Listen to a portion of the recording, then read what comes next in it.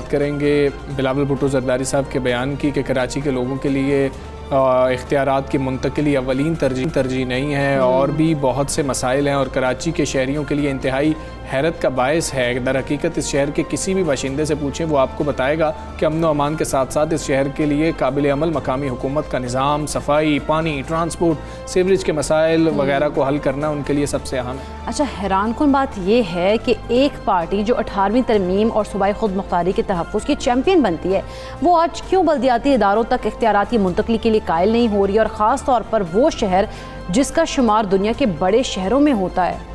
वहाँ का जो मेयर है उसकी अदम मौजूदगी में गुड गवर्नेंस कैसे मुमकिन है, ये सवालात इस वक्त उठ रहे हैं। और मुर्तज़ा वहाब साहब जो हैं इस वक्त एडमिनिस्ट्रेटर हैं और वो सारे मामला देख रहे हैं। फिर कई क्वेश्चंस उठाए जा रहे हैं अपोजिशन की जानिब से।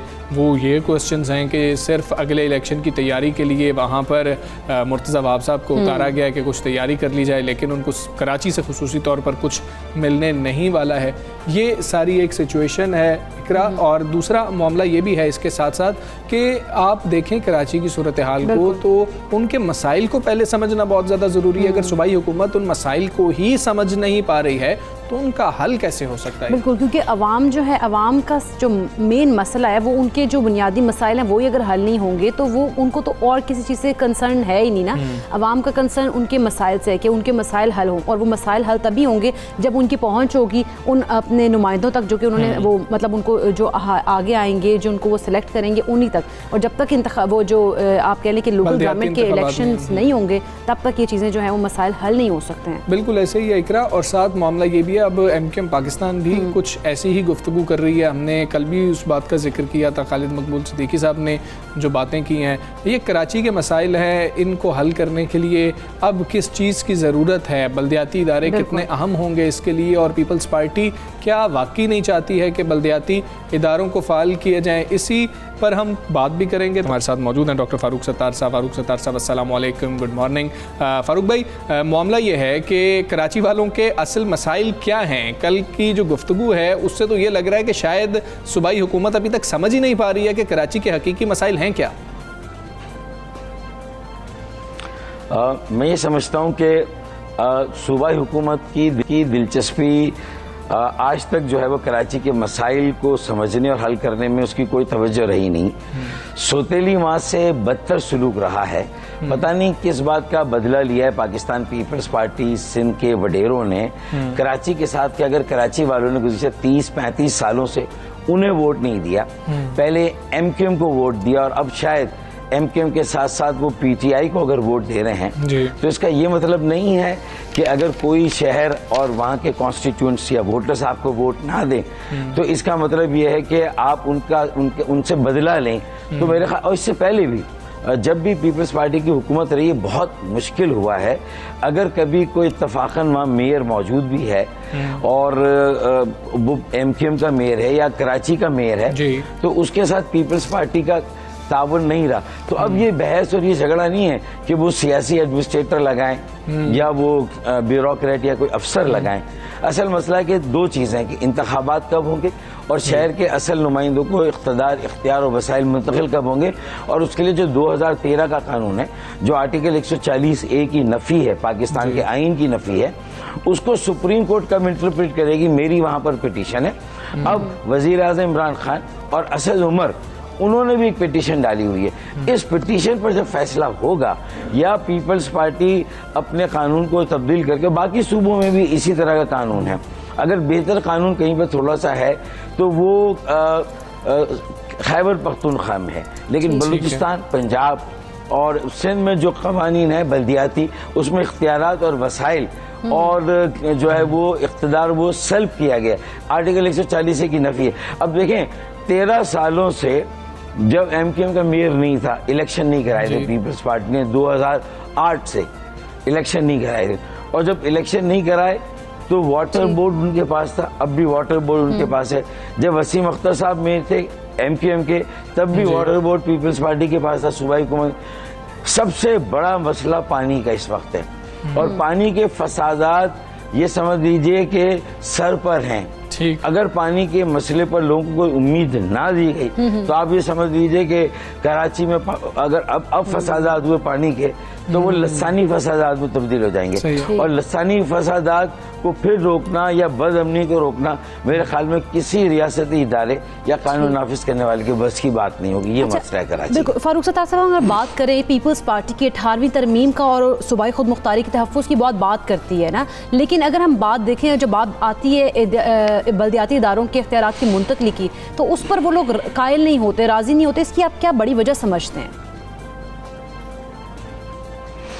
देखिए, यहाँ नाम तो जमहूरियत का लिया जाता है, यहाँ नाम शराकतदारी का लिया जाता है, बात सियासत की होती है, लेकिन एक है उसमें कोई भी बड़ी जमात पाकिस्तान की बदकिस्मती से इस बात के लिए तैयार नहीं है कि जो मुख्तलिफ उनके सूबों के इलाके हैं, पाकिस्तान के मुख्तलिफ खित्ते हैं जहाँ ये इशू रहा, जैसे सराइकी इलाका पंजाब का है, इसी तरह हज़ारा बेल्ट अगर आप ले लें वो खैबर पख्तूनख्वा का है, और फिर ये जो सिंध के शहरी इलाके हैं, दही और शहरी की तफरीक सबसे ज़्यादा वाज़ेह है। और एक कोटा सिस्टम जो 1972-73 में आया था जुल्फ़िकार अली भुट्टो शहीद के ज़माने में, उसमें लोगों को रोज़गार वैसे ही कराची या सिंध के शहरों के जो कोटा है वो भी उनको नहीं मिलता, और वहाँ भी डोमिसाइल का निज़ाम इतना आसान है कि पूरे मुल्क से आने वाला, अंदरून सिंध से आने वाला उनके डोमिसाइल बन जाते हैं, लेकिन उन्हें रोज़गार नहीं मिलता, उन्हें तालीम नहीं मिलती।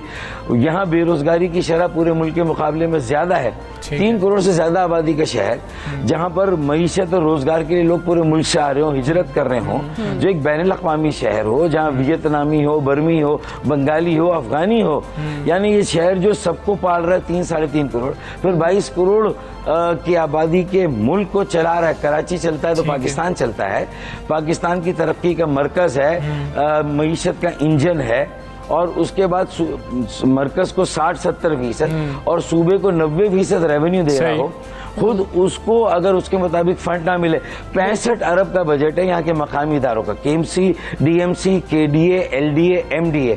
मुंबई मेट्रोपॉलिटन कॉरपोरेशन का बजट 650 अरब का है, यानी आबादी में कराची से छोटा शहर है मुंबई, इंडिया का शहर, और उसके इख्तियारात और वसाइल इस कदर हैं, तो फिर आप जब 10 गुना ज्यादा वहाँ के इख्तियारात और वसाइल हैं, और वाटर बोर्ड सूबे के पास है, यानी पानी और निकासी है, आप सॉलिड वेस्ट मैनेजमेंट कचरा उठाने के इख्तियार 70% सूबे के पास है। अच्छा ठीक है फारूक भाई, ये भी बता दीजिएगा, आप जाती तौर पर ये समझते हैं कि जो अपोजिशन है उसने कोई बेहतर किरदार अदा किया है कराची के मसाइल को उठाने में? अगर हम सिंध की बात कर रहे हैं, शहरी सिंध की खास तौर पर बात कर रहे हैं, तो अपोजिशन के किरदार से आप मुतमईन? देखिए, अपोजिशन में PTI है और MQM पाकिस्तान, जिससे इस वक्त मैं अलग हूँ। अच्छा, अब अगर ये दोनों पार्टियां चाहती, वफाक में भी दोनों साथ हैं, ये 18वीं तरमीम का बहाना ना बनाती, और ये ट्रक की बत्ती के पीछे लोगों को लगाया 18वीं तरमीम। देखिए, 18वीं तरमीम मसला मरकज और सूबे का है, सूबे और बल्दियात का, शहरों का या जो शहरी हुकूमतें उनका नहीं है। वो बहुत आसान था अगर इमरान खान साहब की वफाकी हुकूमत, उसमें MQM हलीफ है, ये दोनों मिलके फिर वफाकी वजीर फ़रूक नसीम साहब जो वजीर कानून रहे एक अरसे तक, और इसी तरह अटॉर्नी जनरल जो PTI का है, अगर ये मिलके वहाँ मेरी पिटीशन को चला देते, 2016 से है, आज 5-6 साल हो गए वो पिटीशन नहीं चली, और आर्टिकल 140A की तशरीह और इंटरप्रिटेशन हो जाती, आप यकीन माने पूरे मुल्क के शहरी मकामी बल्दियाती इदारों को फ़ायदा पहुँचता और उन्हें इख्तियारात और वसाइल मिल जाते। 4 साल तक हमारे मेयर कराची के MQM के ये रोना रोते इख्तियार इख्तिदार नहीं, और 4 साल तक वो इख्तिदार में रहे, MQM इख्तिदार में रही। ऐसे इख्तिदार का फ़ायदा कि मुंह पे मारते, एजिटेशन करते, पॉलिटिकल मूवमेंट बनाते, अवाम को मोबिलाइज करते, धरना देते, वज़ीर आला हाउस जाकर बैठते और 10 दिन बैठ कर कहते कि फारूक सत्तार साहब, आप समझते हैं कि जो हुकूमत है, इस टाइम सिंध हुकूमत और जो अपोजिशन है वो कराची के जो मसाइल हैं उनको एड्रेस करने में नाकाम हो चुकी है, अवाम के जो मसाइल हैं वो जू के तू हैं, इसका वे फॉरवर्ड क्या है कि हम लोग किस तरह से अवाम के जो मसाइल हैं वो हल कर सकते हैं? देखिए, मैं आपको इस प्रोग्राम के बाद एक भिजवाऊंगा 4 नुकाती, एक तजवीज़ है जो मैंने इस्लामाबाद भी भेजी और पिंडी भी भेजी। मुझे पिंडी से रिस्पांस आया, इस्लामाबाद से नहीं आया। और उसमें मैंने कहा कि एक तो सारी सियासी जमातें 65% अपने नौजवानों को आगे लाए, एक यंग 40-35 साल से कम उम्र का मेयर, एक डेप्यूटी मेयर हमारी बेटी होनी चाहिए कराची की, इनको हमें बच्चों को और नौजवानों को हमें आगे लाके उनके पास आइडियाज है, इनोवेशन, विजन हमारे पास है, इनोवेशन हमारे पास, बसीरत है, जिद्दत उनके पास है, तजुर्बा हमारे पास है, ख्यालात उनके पास है। मेरे ख्याल में इसका कॉम्बिनेशन बना। दूसरा मैंने कहा कि आर्टिकल 140A की इंटरप्रिटेशन सुप्रीम कोर्ट से करवाएं।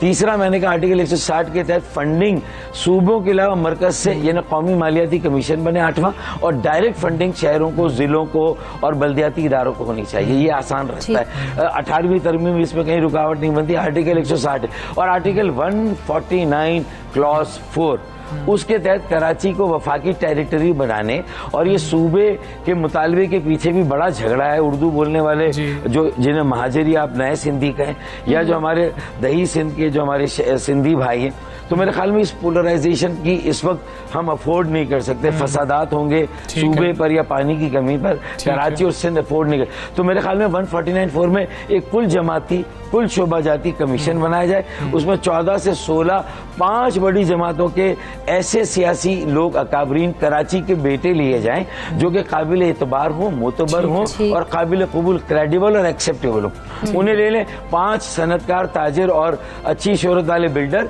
1 अर्बन प्लानर ले लें, 2 जुडिशरी के लोग ले लें, और आर्टिकल 149(4) में लेजिस्लेशन, कानून साजी करें। इससे कि कराची अर्बन डेवलपमेंट कमीशन यही लाहौर अर्बन, पिशावर, कोयटा, बहावलपुर, मुल्तान, फैसलाबाद, लाड़काना, शिकारपुर, हैदराबाद, सक्कर, मीरपुर खास, ये तमाम शहरों के लिए कमीशन बन सकता है। वहीं के बेटों पर मुश्तमिल हो, वहीं के शहरियों पर मुश्तमिल, ताकि own Karachi, save Karachi, make Karachi, Karachi अपनाए, पाकिस्तान अपनाए, कराची बचाएं और बनाए, पाकिस्तान बचाए बनाए। ये फार्मूला। इसके अलावा आप 10 साल बाद मुझे याद करेंगे कि डॉक्टर फारूक सत्तार का दिया हुआ फार्मूला इस वक्त भी आउट है। इस पोलराइजेशन को अफोर्ड नहीं कर सकते कि कराची अब MQM के बाद किसका शहर है। अगर MQM नहीं है, उस मुनकसिम हो गई, तकसीम हो गई, मुंतशिर हो गई, तो अब PTI ने क्या पूरी तरह इसको जो है वो ग्रास रूट पे नेटवर्क और ऑर्गेनाइजेशन बना के कराची को सियासी नुमाइंदगी दी है? नहीं दी है। PTI भी कामयाब। इस वक्त वैक्यूम है, ये वैक्यूम खतरनाक होगा।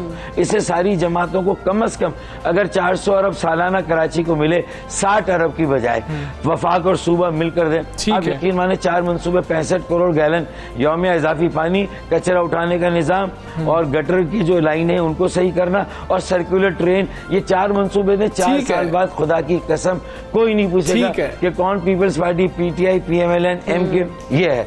लोग अपने काम में लग जाएंगे, इतना रोजगार होगा पाकिस्तान। बिल्कुल ठीक है, बिल्कुल ठीक है फारूक भाई। ये प्लान तो आप इस्लामाबाद भी भेज चुके हैं, पिंडी भी भेज चुके हैं। आप थोड़ी सी आपकी भी बात कर लेते हैं। आपने एक शेर पढ़ा था एक प्रोग्राम के दौरान, बड़ा वायरल हो गया, वो फेसबुक पे हो, टिकटॉक पे हो, तमाम जो सोशल मीडिया प्लेटफॉर्म्स है वहाँ पर, कि तुम्हारा वक्त आया है, हमारा दौर आएगा। तो अब आपके जो आपसे मोहब्बत करते हैं वो उस दौर का इंतज़ार कर रहे हैं, कुछ उनको भी बात बताएं, कब तक ही हमारा दौर आएगा?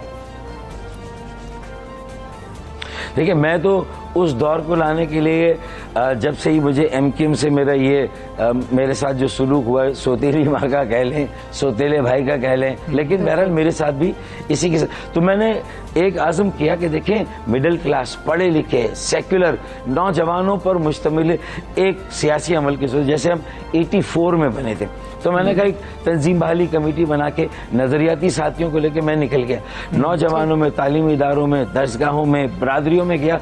अल्लाह के फजल करम से मैंने हज़ारों नए बच्चों को आमादा किया कि वो सियासत की बागडोर संभाले, कराची की बागडोर संभाले, पाकिस्तान की। अब मैं समझता हूँ कि उन्हें मैं रास्ता देना चाहिए। अगर मैं MQM मुझे वापस नहीं मिलती और खालिद मकबूल और मैं साथ नहीं चलते, अल्लाह ना करे, जो कि मैं चाहता हूँ साथ चले, इसी MQM का कबिला दुरुस्त करें, 84 की बनाए और नौजवानों को आगे लाए। अगर नहीं होता तो फिर मुझे नई एक गैर जानिबदार और आज़ाद एक ग्रुप बनाना पड़ेगा, सिंध शहरी यकजहती फोरम या सिंध शहरी मुत्तहिदा यकजहती काउंसिल, कुछ बना के बल्दियाती इलेक्शन में आना होगा।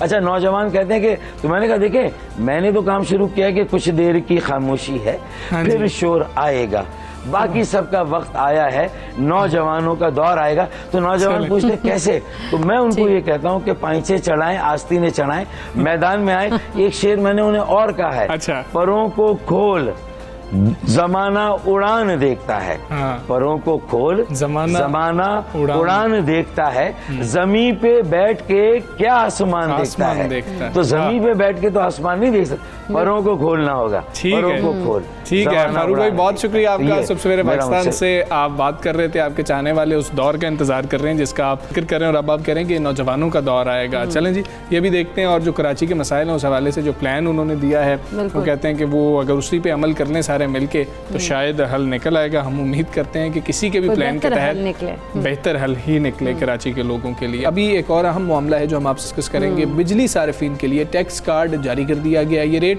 घरेलू और कमर्शियल सारिफीन दोनों के लिए होगा। अच्छा, नए रेट के मुताबिक कहा जा रहा है कि 500 रुपए से कम बिल पर कोई टैक्स नहीं होगा, जबकि माहाना 500 तक 20,000 रुपए पर 10% जो है वो टैक्स लगेगा। यानी कि अगर आपका 20,000 बिल आया है तो उस पर जो टैक्स 10% लगेगा वो 2,000 आपका टैक्स होगा। 20,000 रुपए से बढ़ने वाले बिल पर 12% के अलावा 1,950 रुपए इजाफी टैक्स भी होगा। अच्छा, ये मेरा ख्याल है नॉन फाइलर्स के लिए है कि शायद उनको अदा करना होगा, और कमर्शियल और सनती इदारों से बिजली बनाने और कुल बिल की रकम पर जो है टैक्स लगेगा। और घरेलू सारिफीन के माहाना 25,000 रुपए से ज़्यादा की बिल की रकम पर 7.5% इजाफी टैक्स होगा। बिल्कुल। इसके साथ अगर हम बात करें नॉन कंपनी सारिफीन का, उन्होंने कहा है कि सालाना बिल 3,60,000 से बढ़ने पर कम से कम टैक्स जो है वो लागू होगा। ये सारी सूरत हाल है, हम इस पर बात करेंगे। हमारे साथ मौजूद हैं ज़िशान साहब, माहिर टैक्स उमूर हैं। अस्सलाम वालेकुम, गुड मॉर्निंग।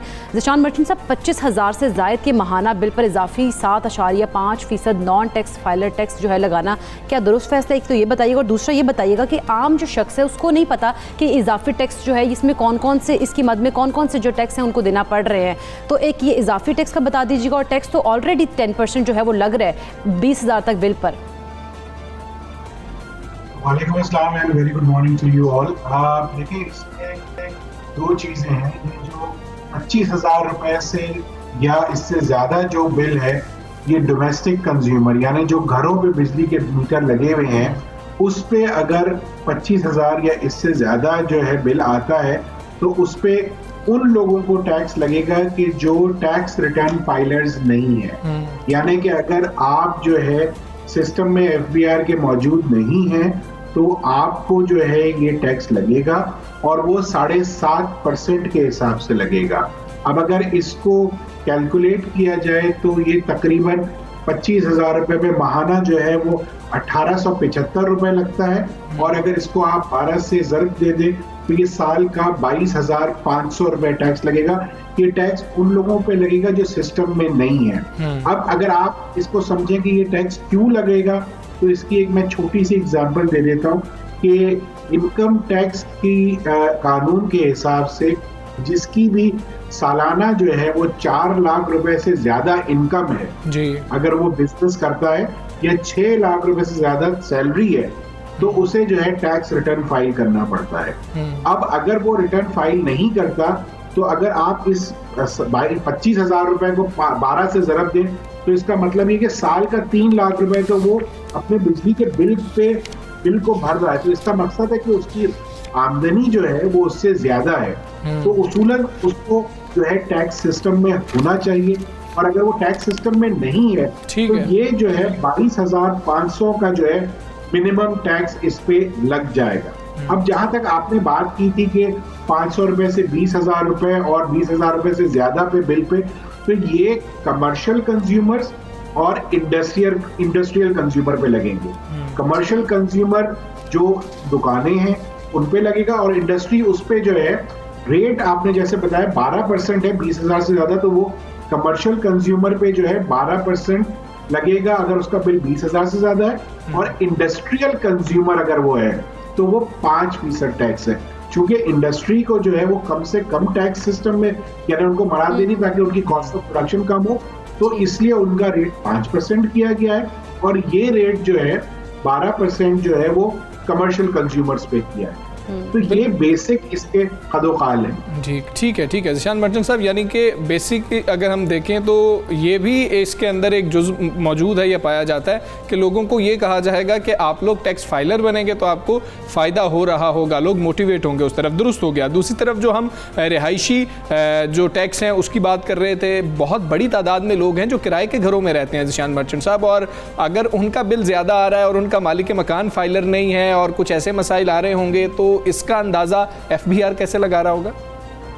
देखिए, इसके लिए जो है FBR ने एक बड़ी सिंपल सी जो है कि एक्सरसाइज की है, जो कि अगर आप के इलेक्ट्रिक की वेबसाइट पे जाएं तो के इलेक्ट्रिक की वेबसाइट जैसे ही आप ऑन करेंगे तो उस पर एक पेज खुल जाएगा जहां पे आप अगर रेंट के घर पे रह रहे हैं तो और उसके बाद आप फाइलर भी हैं तो आप अपना ईमेल एड्रेस, अपना मोबाइल नंबर, अपना नाम, वो जो बिजली का मीटर नंबर है उसको दर्ज करके लास्ट जो बिल है वो अटैच कर दें और अपना फाइलर का जो है NTN नंबर या for that matter CNIC ATL का स्टेटस साथ में लगा दें, तो वो उन बिलों पे फिर आपको टैक्स नहीं लगेगा।